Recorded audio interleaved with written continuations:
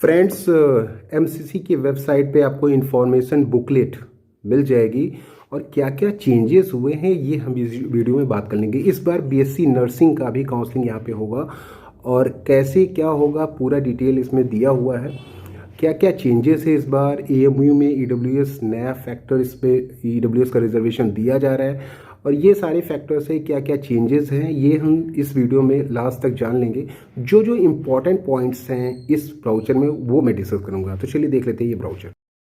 Friends, NEET UG MBBS BDS BSc nursing counselling की information booklet और counselling scheme release हो चुकी है और इसमें जो बेसिक बेसिक पॉइंट है वो हम बात कर लेते हैं, ठीक है।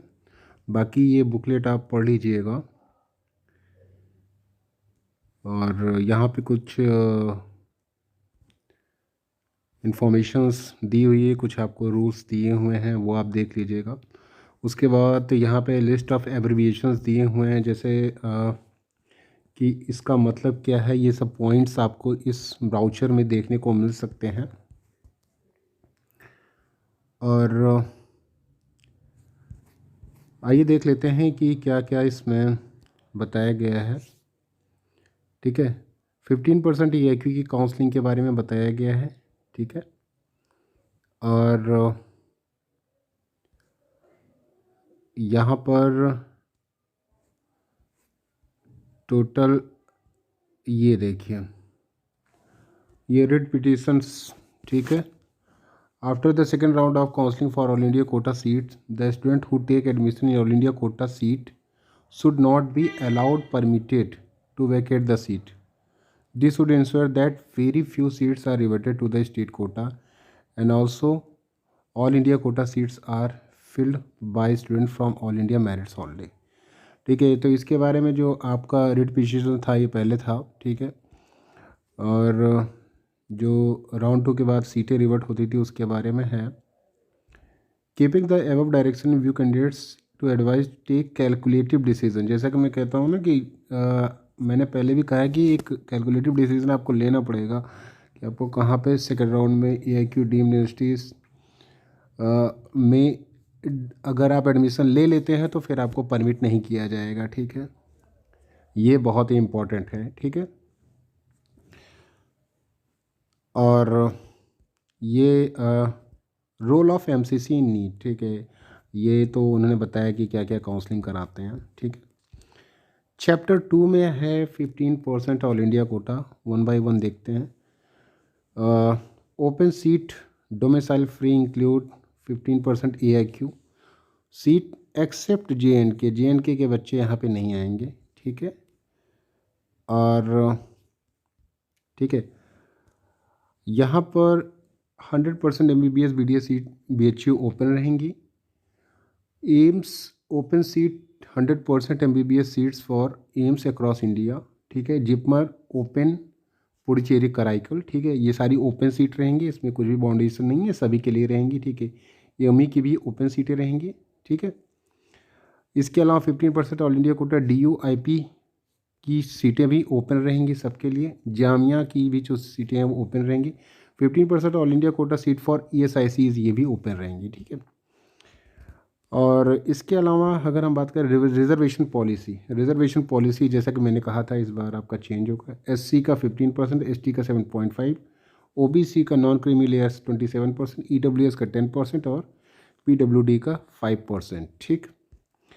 ये तो रिजर्वेशन का है। कुछ इंपॉर्टेंट पॉइंट्स यहाँ पे मिलेंगे तो मैं आपको ज़रूर बताऊँगा।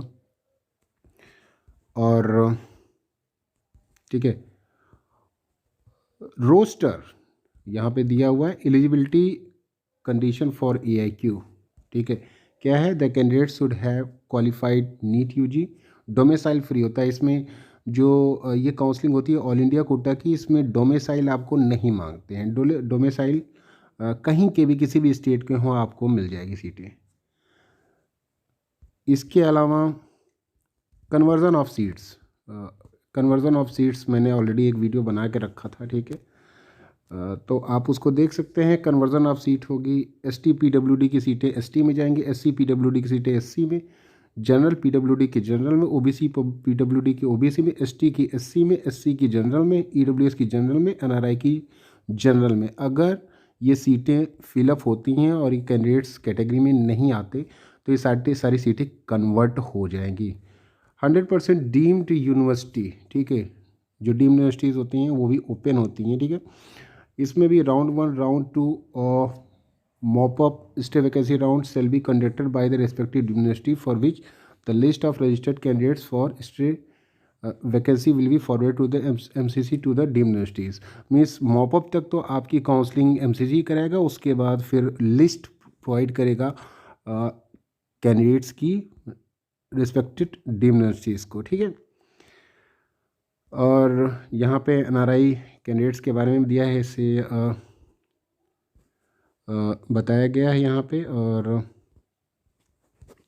कुछ डॉक्यूमेंट के बारे में यहाँ पे बताया गया है कि कौन कौन से seat matters. The seat matters for deemed universities seats shall be prepared by the MCC और डीजीएसएस, ठीक है। Eligibility condition for deemed universities, the candidate should have qualified NEET UG, पहला कंडीशन ये डोमिसाइल फ्री, ठीक है, ये open होती है, इसमें कोई भी कैंडिडेट्स कहीं से भी पार्टिसिपेट कर सकता है। जैन माइनॉरिटी की यहाँ पे बात की गई है। चैप्टर 4 में बताया गया है एम्स के बारे में, ठीक है, एम्स के बारे में, ठीक है। 4 राउंड की काउंसलिंग, राउंड 1 राउंड 2 मॉपअप और स्टे राउंड, ठीक है। ये 3 राउंड तो आपके राउंड 1 राउंड 2 मॉपअप, ये 3 राउंड आपके ऑनलाइन होंगे, बाकी स्टे वैकेंसी राउंड आपका यहाँ पे होगा। और JNK के कैंडिडेट्स भी एम्स में पार्टिसिपेट कर सकते हैं एम्स की काउंसलिंग में, ठीक है।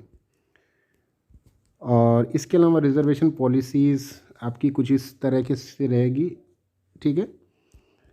और इसके अलावा अगर हम बात करें,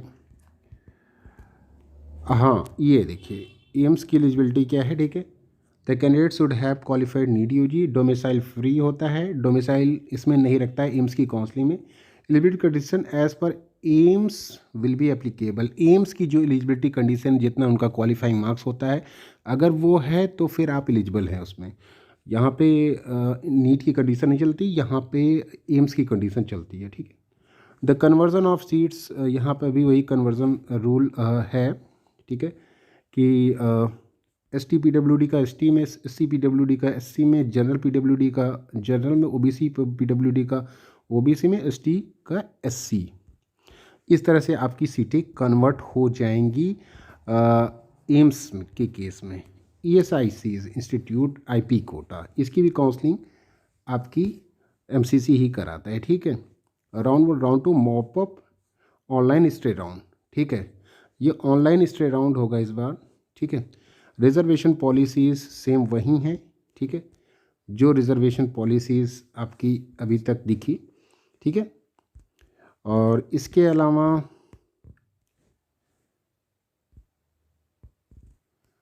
एलिजिबिलिटी कंडीशन IP वार्ड्स के लिए, candidate should have ward of insurance person certificate with distinct number, ठीक है। Candidate should have qualified all India exam, ठीक है, आपके पास IP वार्ड का सर्टिफिकेट होना चाहिए और आप क्वालिफाइड होना चाहिए। डोमिसाइल फ्री होता है, इसमें डोमिसाइल नहीं मांगा जाता। Reservation for MBBS BDS seats under insurance person quota would be as per extension of India, government of India guideline के हिसाब से वो जो सीटें आपकी डिवाइड होती हैं उस हिसाब से होंगी।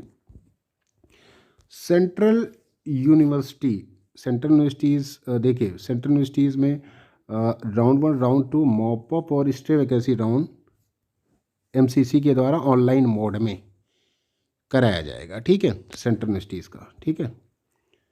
और इसके अलावा देखिए सेंट्रल यूनिवर्सिटीज़ के यहाँ पे बताया भी गया है कौन कौन सी काउंसलिंग कराएगा। वो दिल्ली यूनिवर्सिटी की, LHMC, UCMS, MAMC और डेंटल कॉलेज की, faculty of dentistry Jamia Islamia, ठीक है, और VMC और सफदरजंग हॉस्पिटल और RML और ESIC डेंटल, ठीक है। इन सब की 15% सीटों की भी काउंसलिंग MCC कराता है, 15% की भी, 85% स्टेट कोटा की। ये जान लीजिए कि ये जो इंस्टीट्यूट मैंने बताया इनकी काउंसलिंग MCC ही कराता है, चाहे 15% हो या फिर 85%। स्टेट कोटा इसमें नहीं होता है इन पर्टिकुलर इंस्टीट्यूट के लिए, क्योंकि ये सारी सेंट्रल यूनिवर्सिटीज़ हैं, ठीक है। और यहाँ पे दिया हुआ है कि 15% AIQ काउंसलिंग डोमिसाइल फ्री, और ये सारा आप एलिजिबिलिटी कंडीशन यहाँ पे पढ़ लेंगे, ठीक है। और कन्वर्जन रूल वही है कैटेगरी का। दिल्ली यूनिवर्सिटी में जो कॉलेजेस आते हैं उसके 15% और 85% सीटें दोनों की काउंसलिंग होती है, ठीक है। और एलिजिबिलिटी दिल्ली की जो होती है वो DU अनर्थी internal quota MBBS BDS annexure, ये एनेक्सर 8 में आप पढ़ लीजिएगा आपकी एलिजिबिलिटी कंडीशन, ठीक है। Internal PGs provide by DU, MCC has no role play in this regard, means DU quota की जो भी एलिजिबिलिटी होगी उससे MCC का कोई मतलब नहीं है। अगर एलिजिबल हैं तो आपको सीटें अलॉट हो जाएंगी। जामिया इस्लामिया की भी यहाँ पे दी हुई है, ठीक है। और सेंट्रल इंस्टीट्यूट की इसके अलावा ये CWD कैटेगरी की यहाँ पे बात हो रही है। AMU अलीगढ़ मुस्लिम यूनिवर्सिटी, ठीक है, इसका भी यहाँ पे अगर आप देखेंगे तो अलीगढ़ मुस्लिम यूनिवर्सिटीज़ की चाहे ओपन कैटेगरी हो या फिर इंटरनल सीट्स हो, दोनों की काउंसलिंग MCC ही कराता है, ठीक है। यहाँ पर आपको सबसे इम्पोर्टेंट बात ये है कि इस बार AMU में EWS कोटा लग रहा है, यहाँ पर देख लीजिएगा, ठीक है, ठीक है। तो EWS कैटेगरी यहाँ पे लग रही है AMU में, ठीक है। और इसके अलावा कन्वर्जन रूल दिया हुआ ये सबके लगभग सेम ही है, ठीक है। BHU के लिए भी 100% सीटें डोमिसाइल फ्री होती हैं। इनकी सारी काउंसलिंग आपकी राउंड 1, राउंड 2 मॉपअप और stay counselling which is conducted by MCC। All the candidates who have qualified for NEET, ये आप पढ़ लेंगे, सारी काउंसलिंग MCC कराता है। और इसका भी रिजर्वेशन का रूल वही है, EWS की 10% सीटें इसमें होती हैं, ठीक है। एलिजिबिलिटी कंडीशन वही रहती है। FMC मैटर काफ़ी करता है। जो FMC रजिस्टर करने पड़ेगा आपको, FMC में अगर जाना है पुणे में तो आपको MCC की वेबसाइट में रजिस्टर करना पड़ेगा। रजिस्टर्ड कैंडिडेट्स को जो लिस्ट होगी वो FMC अथॉरिटीज़ को प्रोवाइड कर दी जाएगी। MCC का यहाँ पे रोल ख़त्म हो जाता है, मेन रोल आता है FMC का, ठीक है। MCC यहाँ पे सारी लिस्ट केवल प्रोवाइड करता है और उसके बाद FMC फिर मेरिट निकालता है, ठीक है। जिपमर का भी अगर देखेंगे तो जिपमर में भी चाहे फिर ओपन या NRI सीट हो या डोमिसाइल सीट हो, उन सब की काउंसलिंग आपका यही कराता है, ठीक है। तो ये मोटा मोटा आइडिया रहा। इसके अलावा BSc नर्सिंग की भी इस बार से ऐड हुई है, तो ये कॉलेज ऐड हुए हैं, ठीक है। BSc नर्सिंग का भी इसमें कॉलेजेस ऐड हुआ है इस बार से, ठीक है। ये डिसेबिलिटी फैक्टर्स यहाँ पे आपको फॉर्मेट दिए होंगे सारे प्रोफॉर्मे, किस तरह से आपको डॉक्यूमेंट लगाने हैं कैटेगरी वाइज या फिर डोमिसाइल सर्टिफिकेट किस तरह से लगाने, ये सारा आप पढ़ लेंगे, क्योंकि यहाँ पर ये सारी चीज़ें यहाँ पे जिपमर का चाहे हो चाहे फिर किसी DU कोटा का हो, सबका यहाँ पे दिया हुआ है कि किसका क्या कंडीशन है, ठीक है। तो ये कंडीशन आप पढ़ लेंगे एक बार, और मोटा मोटा अगर आइडिया लगाएं तो इसमें बस वही चेंजेस है, 2-3 चेंजेस हैं कि 15% AIQ में इस बार रिजर्वेशन होगा EWS और OBC का, और 4 राउंड की काउंसलिंग होगी ऑनलाइन, ठीक है। ये मेनली चेंजेस इस बार इसमें